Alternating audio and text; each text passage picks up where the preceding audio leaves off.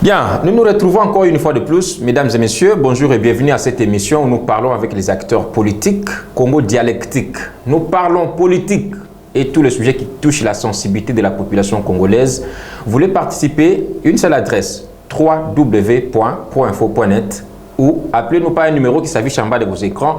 Nous vous recevons en temps réel. Aujourd'hui, Jean-Marc Kabound, quitte Tshisekedi. À peine, Franck Diong aussi réitère la même chose. Cette allure, les rangs de l'opposition continuent à s'agrandir. Tshisekedi ne sera-t-il pas étouffé en 2023? On va voir et nous parlerons de ces élections-là justement. Y aura-t-il élection en 2023? Oui ou non? J'ai le réel plaisir de recevoir pour vous aujourd'hui un proche du pouvoir, comme on le dit, Monsieur Anissé. Il est le coordonnateur national de LMP. Il va nous le dire. LMP, ça veut dire quoi? Monsieur Anissé, bonjour. Bonjour, monsieur les journalistes. Ce n'est pas LPPP, non. LPM. Voilà.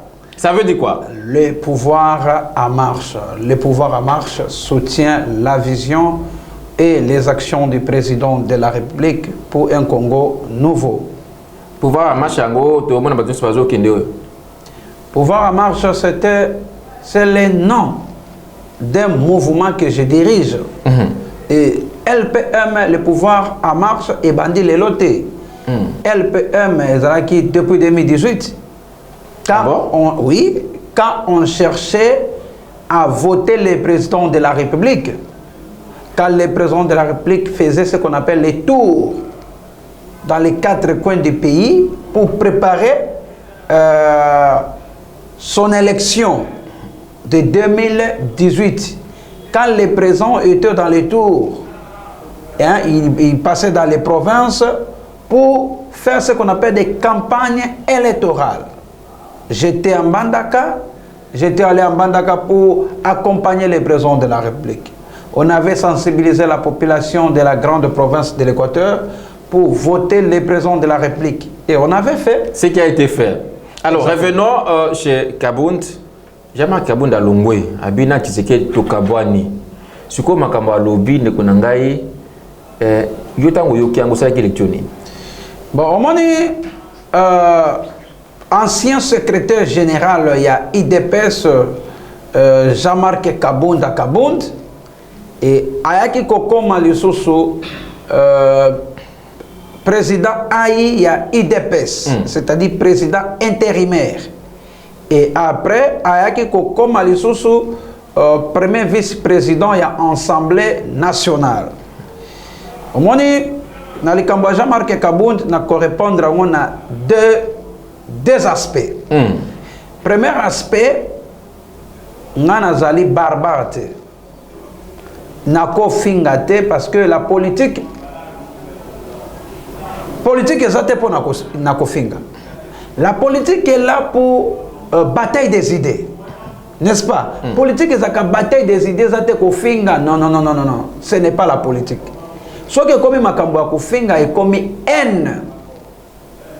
Na li kambo Jean-Marc Kabound nazaka respect na makas parce que il était le premier secrétaire général. Il y a IDPS a même abiso na pouvoir. Nazana respect na makas.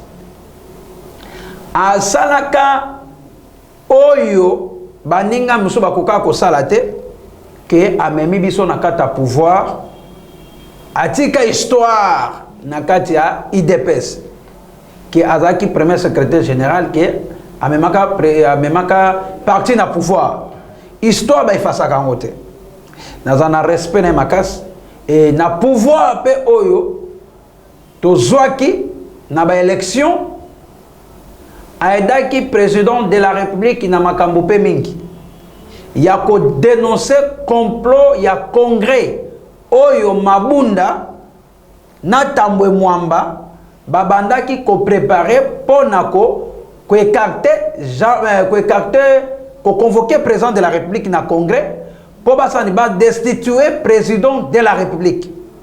Mais Jean-Marc Kabound lokwa yokaki makambo wana pozaki premier vice-président de l'Assemblée nationale ayaki ko dénoncer makambo wana. Mais nini l'autre oui, il faut na dévoiler nanu. OK. Non, on appelle son côté positif après on appelle son côté négatif. Jean-Marc ayaki ko dénoncer makambwana nabi que congrès sale makati. À l'époque FCC azaki na majorité na parlement na gouvernement. Jean-Marc azaki na makamne ya moi malamba bandai ko défendre pouvoir comme il faut. Abandai ko défendre pouvoir. Osomona abandai ko défendre pouvoir mutaza na mabene epaza malamu na ye. Jean-Marc azaki na makamne ya malam andai ko amemi parti na pouvoir a défendre parti abandai ko dénoncer na makambo poto zo pe majorité na kata union sacrée ye pasali pe rôle moko important. Mais après makambo nyonso wana sikoyo nini seli ke lelo to kuma bisika to komi. Oui, na koki koboya to mona ebisio Jean-Marc côté onaza côté positif. Siko côté ya négativité ya Jean-Marc Kabundi abandaki kotobola ba pine ya bato amituka. Est-ce que yé to ba policier na yé? Est-ce que bi que Jean-Marc Kabundi atobola ka ba pine ya maman Marthe? Oh, oui. Maman Marthe, maman ya président de la République. Maman papa qui c'est qui le président na biso? Oui. So yebite je t'apprends. Atobola ka ba pine na ye. Président de la République à Limbisaka. Voilà un, il faut y aller.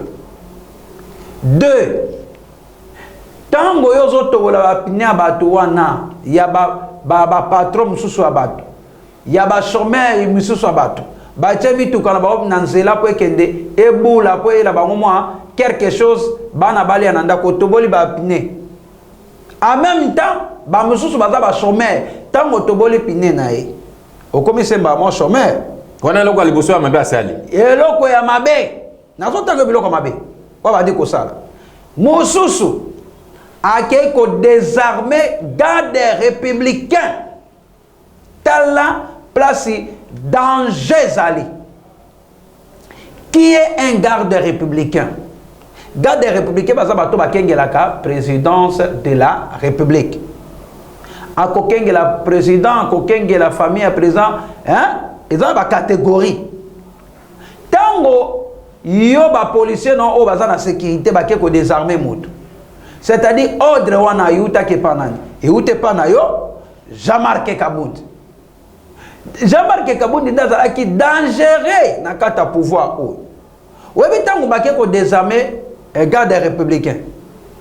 C'est facile. Jean-Marc akokaki kokende na cité ya Oya. Nenga banda kokenda komi pe kuna pesi ordre na ba policier na ye ba désarmer ba garde républicain pe ba sali coup d'état. Kaka Jean-Marc Kabundi monkoyo o chief na bino na IDPS o chief na biso azo soutenir président. Kaka ye a commis satana lelo pina. Non. Est-ce que otuninga nazo selo analyse. Ya malamu na otu ko ebisa yo. Atoboli ba pne a désarmer garde républicain. Oui, au moins a désarmer ba garde républicain.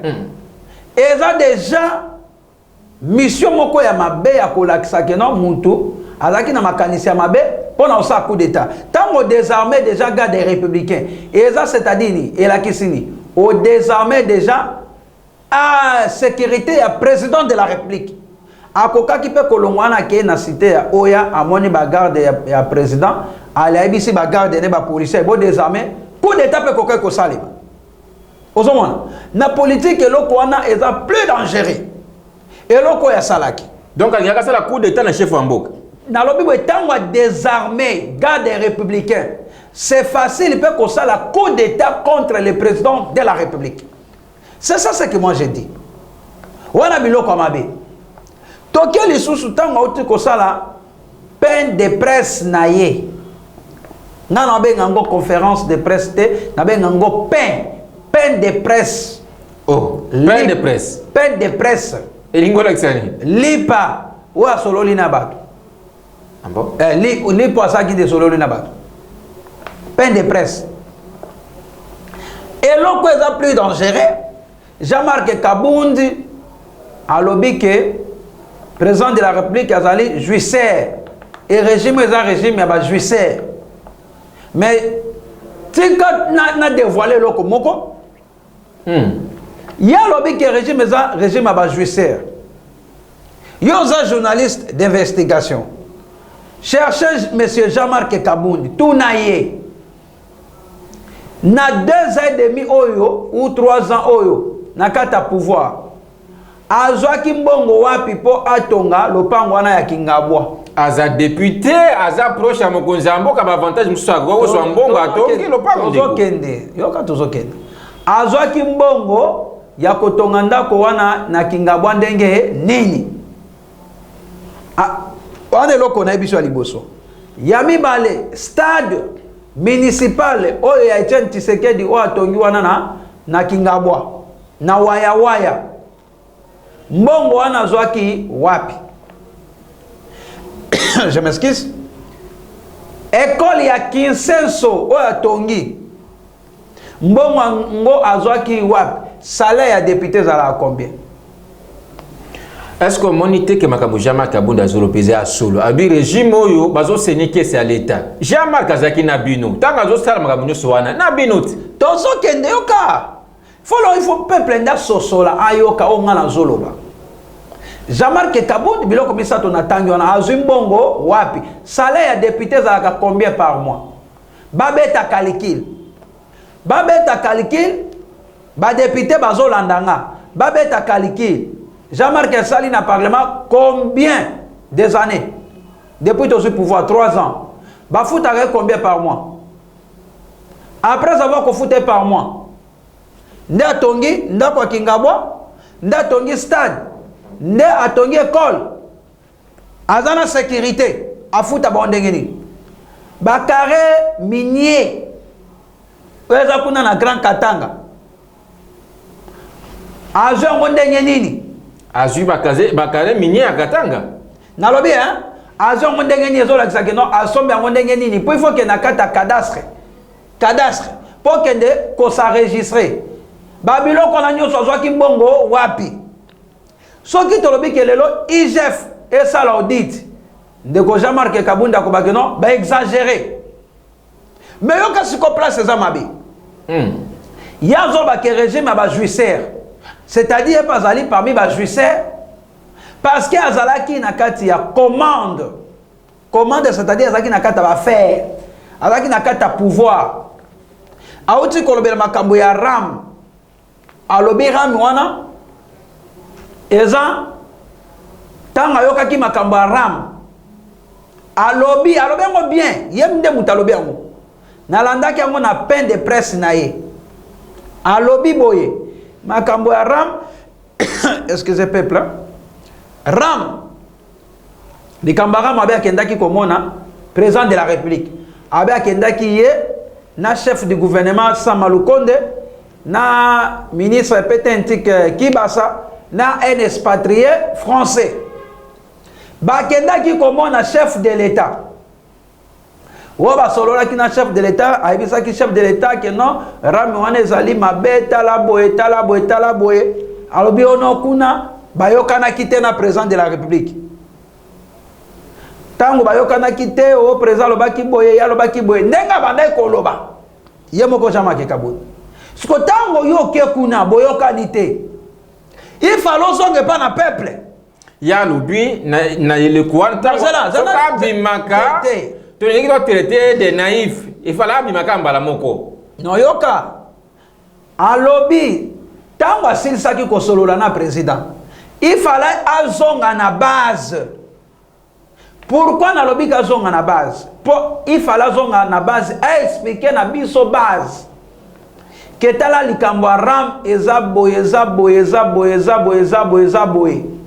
Tango biso babanda kokata biso ba unité biso pauvre population banda kokata biso ba unité monta ya kokata e banda ko yebana te mais c'est là nous pona bande ko zula zana no beloko monta ya kokata ba na ram e banda ko yebana te o sombi sa unité bakati yo o somba sa unité bakati banda kokata biso en désordre na ba réseau ya communication na ministre Petentik batikala ko ebisa biso te que non par mois babandoka taboye babandaka kokata en désordre na tawa na Jean-Marc Kabunda azalaki premier vice-président à l'Assemblée nationale en même temps azalaki président aya IDPS pona nini a dénoncé ki makambo wana te pourquoi pour y a dénoncé pour ani na dénoncé qui ce qui a dénoncé qui en côté c'est-à-dire Jean-Marc Kabundi aye azalaki na ba pourcentage na ye na makambo etali ram azalaki na ba pourcentage donc ce qui est détournement ezalaki na ye pe azar y compris ce qui na makambo ram que détournement ezalaki bande ko zwa biso mbongo na makambo ram c'est-à-dire Jean-Marc Kabundi lokola dénoncé qui en côté c'est-à-dire yepe abandaki ko zwa 10% na ye na makambo bande ko kata biso petit peuple ba unité na biso. Alors mais ça dit s'il vous plaît de tout ce Kabundi alobaki donc il m'a dit que Kabundi alobi za lokuta ata moko ya vérité za te kende na oto ebisa yo azalaki na ba faire azalaki na kata gouvernement azalaki na kati ya pouvoir pona nini na bande ko dénoncer te aye ko dénoncer ka po aye na opposition non bazwa biso peuple naïfité bazwa biso peuple moko ya kosakana te peuple biso tosi tolamuka tososola makambo tosi tofungwama deja miso pourquoi nalobaki fala zonga na base tango président de la république Fati Beton bakendeki na kata Genève po baluka candidat unique ya opposition Jean-Marc Kabundi abengaka biso ba combattant boya alobaki ayaka kosala matinée politique asengaka na président de la République a retiré signature président yokaka a retiré kazana suki sa dépanissé les solo to yebi negezaka non c'est là ayebisaka président a retiré signature alobaka que non base lobby biso base to yebisaka na président retiré pona nini yazonga kaka na même base wana te que non alo batana sololi na président de la République na makambo ram meta makambo ram bobino bozoka ezaboye pona nini alobaka te tanga zaki na pouvoir soki alobaki te c'est-à-dire Jean-Marc Kabundi zaki na ba pourcentage na ye na makambo etali ram c'est-à-dire azana leçon apesa biso te merci ndekonise loleka nazwi devoir nakoluka Jean-Marc Kabundi na tuna ye pona nini tango nyoso wana azoli courage ya koloba te base te a dénoncer makambo mabe bazoloba ifala zonga a dénoncer yango Jean-Marc Kabundi ancien président de la République Martin Fayulu batonyo so opposant wana basanganya ensemble eze chèque à président Tshisekedi en 2023 ba kosala loko moko te Kabundi Matata Mponyo Franki Diongo Kabila Moïse bako sangala bango nyoso ba kosala loko moko te pourquoi na ba kosala loko te pona 2018 Félix Antoine Tshisekedi abetaka Kabila abetaka Shadari mais gestion ya bino ya lelo tikana loba parce que mission lengesi la gestion ya lelo zana bisayo otuninga yango na biso que non na 2018 président Félix Antoine Tshisekedi abetaka Kabila na bato na nyonso na ba Shadari na 2018 ana betaka Fayulu abetaka Moïse Katumbi abetaka Muzito abetaka Matungulu abetaka Mbemba abetaka bango nyonso c'est-à-dire na 2023 to eloko moko asika ezate kande to betaki bango na ndenge président betaki bango na 2018 na 2023 toko beta lisusu bango. La différence c'est que Jean-Marc Kabundi a le secret nyo ça Tshisekedi pouvoir gagner en 2023 ndeko anise émission ici non mais secret ni na kobimisa yo kana biso secret ni ya kobimisa 30 secondes to kate émission ici pona ibisa yo Franki Diongo auti koloba wa wake na opposition yé pas bimi azana kata opposition azala kadena kata opposition ebi poni po aza moto na bino ka lelo alobi azaka musu ensemble ya Moïse omona qui était kuna baona na Moïse bake yokana bisao 1 minute 1 minute s'il vous plaît